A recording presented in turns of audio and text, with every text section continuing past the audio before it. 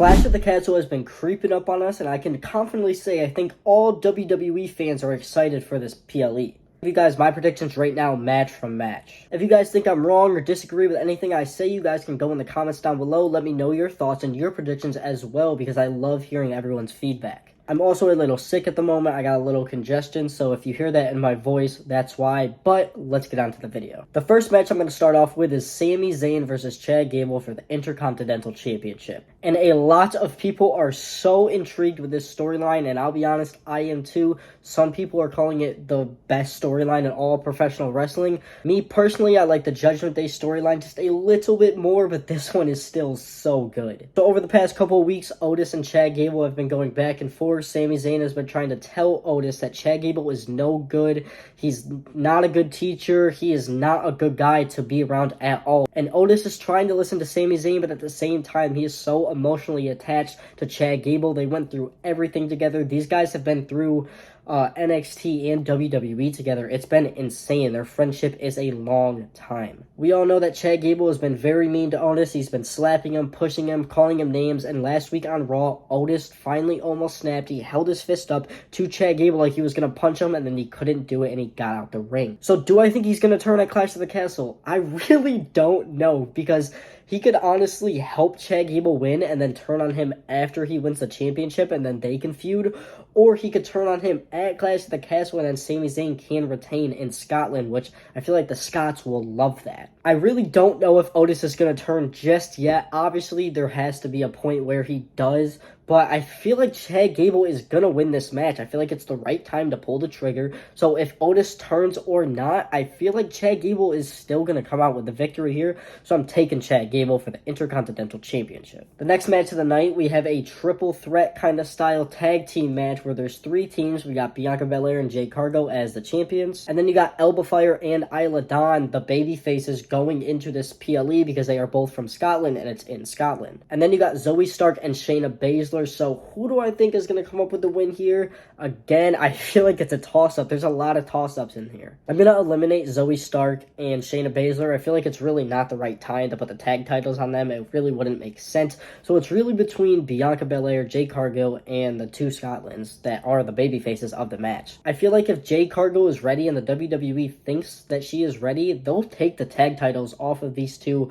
without one of them getting pinned, because one of the Scots can pin Zoe Stark or Shayna Baszler. I feel like Jade Cargill has been getting a lot more comfortable in the ring. I could kind of just see it from a fan standpoint. So if they want to pull the trigger, I think it's the perfect time. You're going to have the baby faces in Scotland to take the titles off, and now we can learn more about them. Because me personally, I really don't know a whole lot about Elba Fire and Isla Dawn, so we're going to have to see.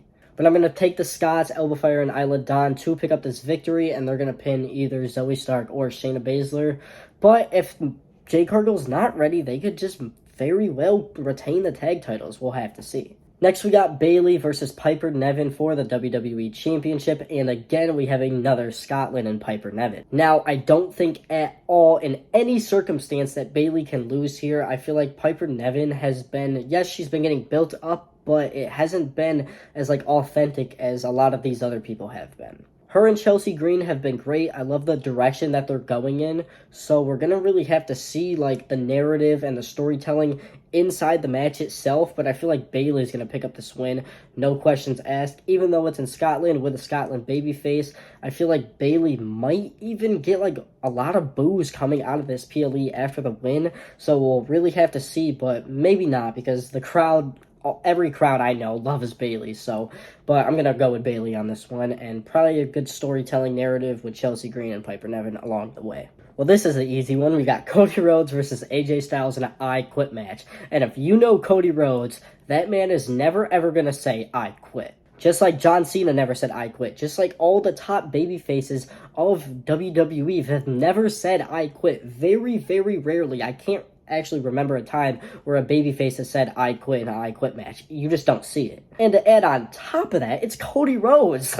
He's not losing this. He's waiting for The Rock to come back. So I got Cody Rhodes in this. It's going to be a banger of a match. Yes, is it predictable? Yeah, but again, this match was great. And It was great in France, even though it was predictable, and I feel like it's going to be even better because it's an I Quit match. We have a cool stipulation that we really haven't seen in a while, and me personally, I Quit matches are my favorite type of match. One of my favorite matches of all time is John Cena versus Randy Orton in the I Quit match, where John Cena was handcuffed on the ring post. I think it was like 2010, 2011, don't quote me. I'm not too sure, but I just remember rewatching it like 3 times as a kid. It was my favorite type of match. Now we got the main event, which should be the main event. We got Damian Priest versus Drew McIntyre. And if it's not the main event, I'm not gonna lie, they're glazing Cody, because like, this match is more important than Cody's match versus AJ Styles. I really feel like this is a 50-50 toss-up. I've been thinking about this a lot. I've gone back and forth on my answers so many times, and I'm like 51% leaning towards Damian Priest and 49% leaning towards Drew McIntyre. Drew McIntyre, yes, is the babyface of Scotland, and what has been Drew McIntyre's whole niche over the past couple of months, it's been winning a WWE World title in a stadium with live fans, and this is probably the perfect time to put the title on him in Scotland, in his hometown.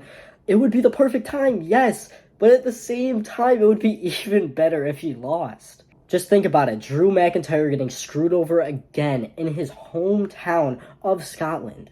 It would be monumental, and who's going to screw him over? Because we all know Judgment Day is barred from ringside from the past episode of Raw, so I either think it's going to come down to 2 people. It's either going to be Liv Morgan, or probably the obvious one, CM Punk. It could be Liv Morgan that helps Damian Priest, and then Damian Priest actually likes Liv Morgan, but I really feel like that might be a stretch to the storyline. I feel like she can kind of gain his trust in another way. But if CM Punk came out, we would understand and know why he is coming out. Absolutely, everyone in the building would go crazy. CM Punk screws Drew McIntyre again, and then this leads to the feud for SummerSlam. It would be perfect. Drew McIntyre's blood would be boiling if CM Punk interrupted him again and cost him the match of a world title against the same guy. Let's not forget that. At WrestleMania, Damian Priest cashed in on Drew McIntyre because of CM Punk. So it all just builds brick by brick to the storyline. So I got Damian Priest winning this match, and I got CM Punk screwing over Drew McIntyre as soon as he is going to pick up the win. Those are my predictions. Again, let me know what you guys think in the comments down below, and I'm out. Peace.